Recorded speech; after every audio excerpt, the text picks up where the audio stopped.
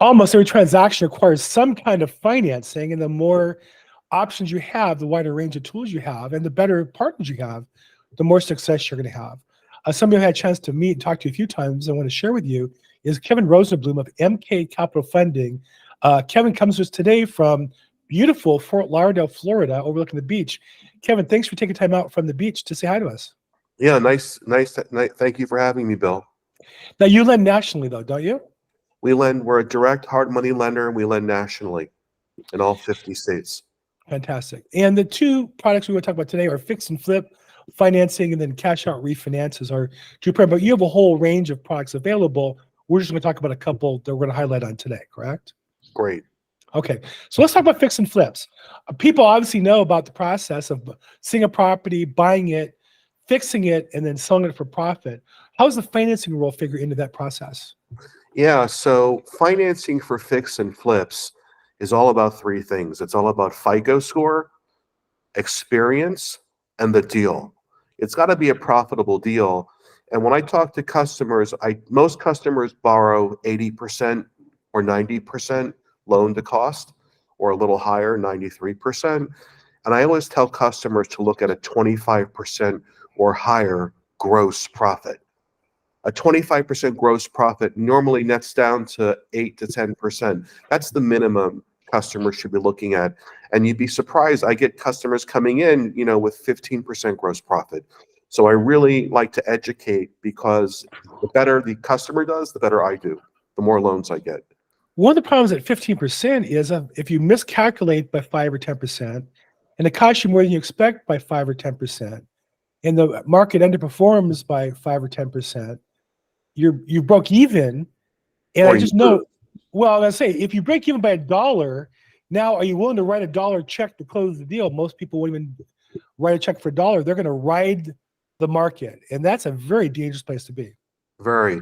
So what I tell people, the loans that die, all lenders get loans that die. And the loans that die for MK funding, 90% of the time, are loans where the appraisal value is dramatically short. I had one in California near LA recently where the real estate agent and investors have to manage and push back on their real estate agents. Real estate agents are notorious for giving inflated appraisals, right? So insisted that it was $1.2 million. The appraisal came in at $900,000. And I'm looking at the comps they're using, and they're using comps with majestic views of the valley, or comparables that aren't the same condition, square footage, and number of bed and baths and lot size. So it's really important that you, as the borrower, scrutinize the appraisals so you don't waste your time and go after the wrong property, and potentially you could lose your down payment if it's not built into the contract. Right. Because you can't perform, the seller can hold your money for lack of performance. Right. What's the timetable if somebody finds a property and they want to be able to close? What's the timetable how far in advance should they begin the financing lined up? Yeah, so customers should look. It depends if they're borrowing gap funding. Gap funding is really important to secure that. But in terms of a hard money lender, it takes 12 business days. Some lenders say 5 business days, 7, but it's not true. It takes about 5 business days just to get the appraisal, and then another 5 business days to close. So I tell customers between 10 and 15 business days, depending upon the loan. A buy and hold loan, a rental loan, or a DSCR cash out refi takes an extra week. And a fix and flip can be transacted in as little as 10 business days. What's the biggest mistake you see that fix and flip investors make that fall short? Typically paying too much, and the appraised value comes in short. Same thing. Right. By definition, that's the same thing, right? Appraisal becomes short. You paid too much and didn't know it. And you're surprised when the appraisal tells you the truth. Right. Right. What do the best? I'm sorry. Go ahead. What do the best flippers do that avoid that problem? The best investors know their market. They're more experienced investors.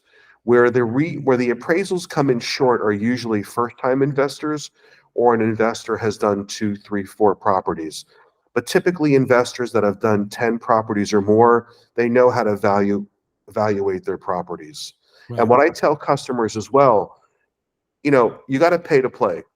So even me, I'm an investor, and we are investors at MK Capital, the people on the team. We pay for appraisals before we move forward. And that way we, circumvent any problems with the appraised value. Right. Right. Spend the $500 and then spend the $300 for a walkthrough inspection if you're going through a full gut rehab.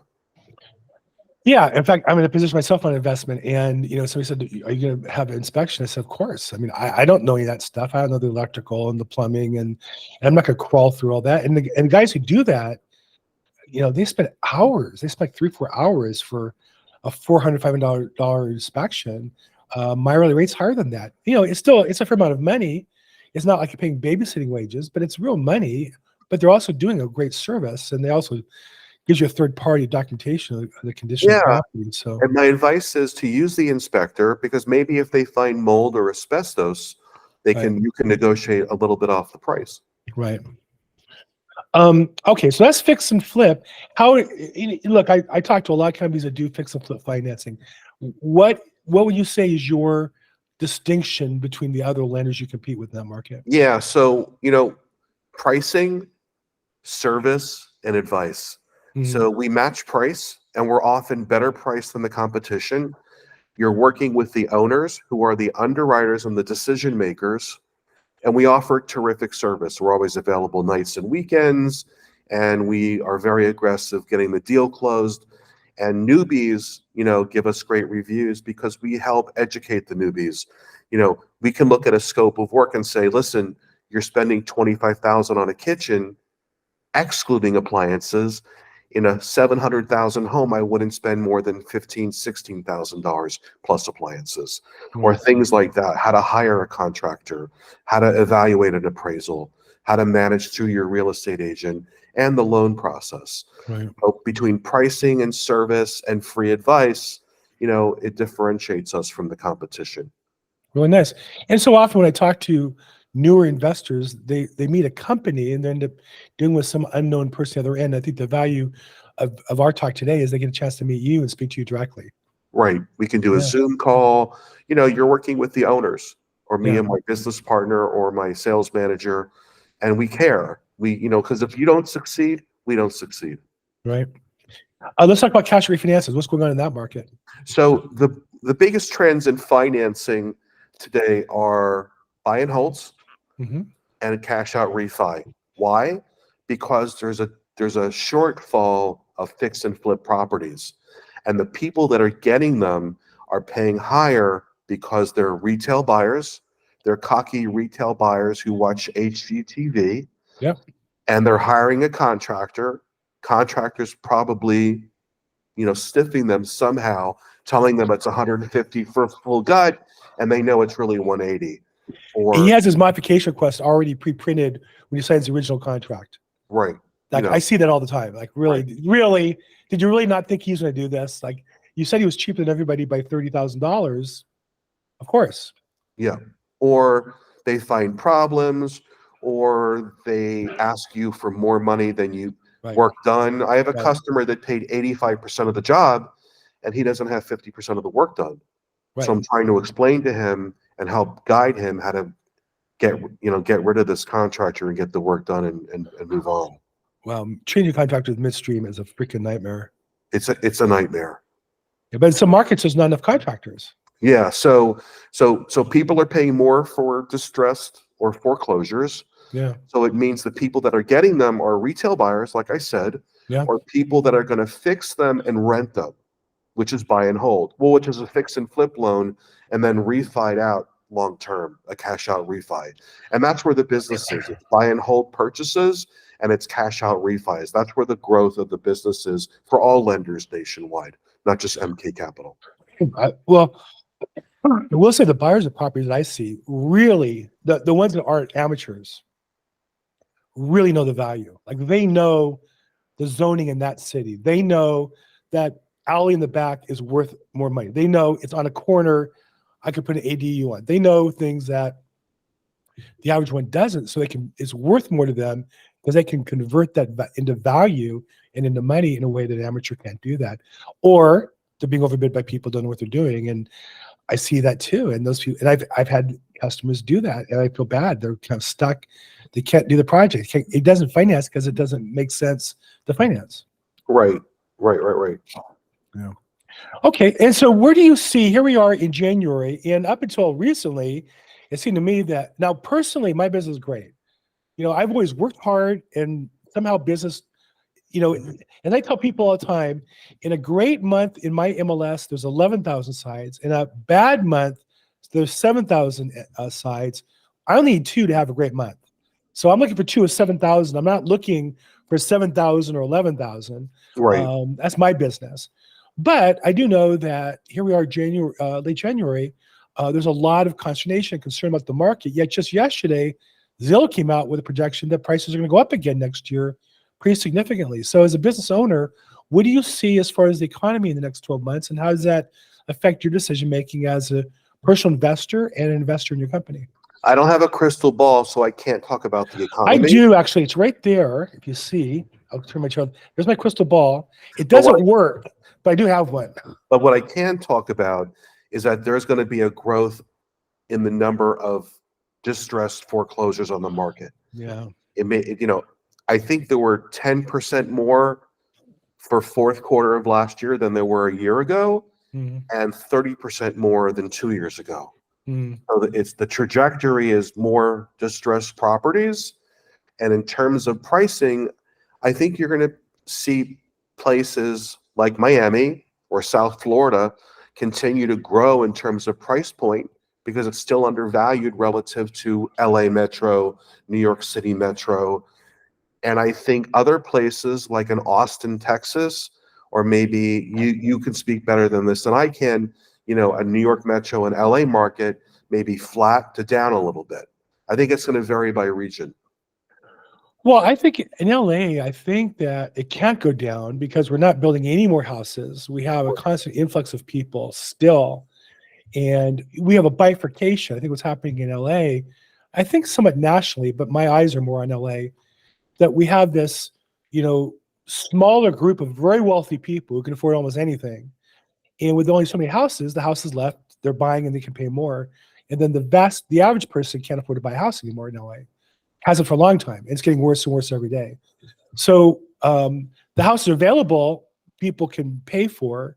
And so I don't see housing prices able to go down in Los Angeles. That's not necessarily a good thing. That's just, if you don't build any more of anything, the price can't go down. And that's the way I think that the system works to people's detriment, unfortunately, overall. But for people in houses, for wealthy people, it's great. And so here in LA, the rest of the country, I don't know. I can't really speak to that. There are places The rest of the country, when I read reports, I read all the reports. And it's unfortunate that Zillow's now turning their point of view in just a few weeks, right? And Realtor.com has head of the economy, and everyone speaks a little differently. But I'm hearing flattish to down 3-4% in terms of pricing for first quarter of this year and second quarter, and it's going to vary by region. The Miami market and South Florida market has gone up dramatically. I think it's gone up 65% in just 3 years.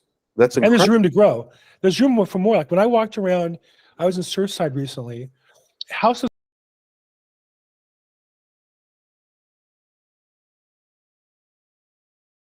$1 million in nice condition, livable, like nice area, nice neighborhood, really nice. In LA, where I live on my block, similar kind of neighborhood. They would take a house in horrible condition, tear it down, pay $2 million for it as a tear down. So there's room to run still, I think, in South Florida. So, unless we get a very bad hurricane. Right, that's the issue. Hurricane and the effect of the insurance market is a big unknown everywhere in California and in Florida and the whole country. Hopefully our governor can focus, now that he's not bidding on getting to be a president, maybe he can focus on solving the insurance problem in Florida. That's a tough challenge. Having lived there in Florida, it's a tough challenge because everywhere is so far off the water, only so far off the water table, that when water comes through, it does incredible damage. Yeah, It's really bad in Miami and Dade County. Dade County and Broward County. It's really bad. Most insurers won't even insure in Broward and Dade County. wow. I used to live in Boca in the mid 80s, and I was dating my wife. We took a weekend. We drove across state to Tampa for the weekend. We checked in on a Friday afternoon, and at the time my girlfriend was in the bathroom taking a shower. I'm looking at TV, and they're evacuating. And I knew there was a hurricane in Alabama. What I didn't realize was it turned to the right and was hitting Tampa. Wow. And so I said to her, "Hey, calmly, get dressed. We're leaving."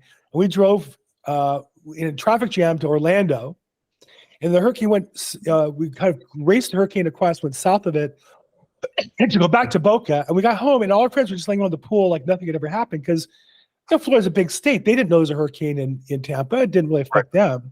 Had we not left, we would have enjoyed the weather in Boca. So it taught me a lot about not traveling too far for weather. Yeah. And with climate changes, they're expecting Miami to be underwater in 100 years or 50 years or, and we don't know. Well, that would just make, other Coral Gables, oceanfront, and that'll be more valuable, or Coral Springs, other places further inland will be worth more money, I think, at that point. People want sunny weather, but people want to feel like they're on vacation. And even if you work 50 hours, 60 hours a week, and you're in your 40s and you're going to work another 25 years, moving to Florida is still advantageous because you feel like you're on vacation more. There's more hours in the day. It's lighter, and it's healthier air, and there's a lot of gyms, and it's a lot of outdoor. So that's why Florida's so hot. Yeah. Market. It's a lot like LA, very similar markets. Hey, Kevin, I enjoyed our time together today. If somebody wants to get a hold of you, mkcapitalfunding.com is the website, and there you have your different products and such. If they want more information, if somebody wants to get a hold of you directly, what's the best way to get a hold of you directly? Yeah, sure. You can email me at kevin@mkcapitalfunding.com, or you can call me or text me at 347-765-0555. And Bill, thank you so much for the opportunity. It was a pleasure talking with you. My pleasure. I'll put the contact information down below in the description. It's always fun to talk to you, and let's update again soon. Thanks so much. Thanks so much, Bill. Have a nice day.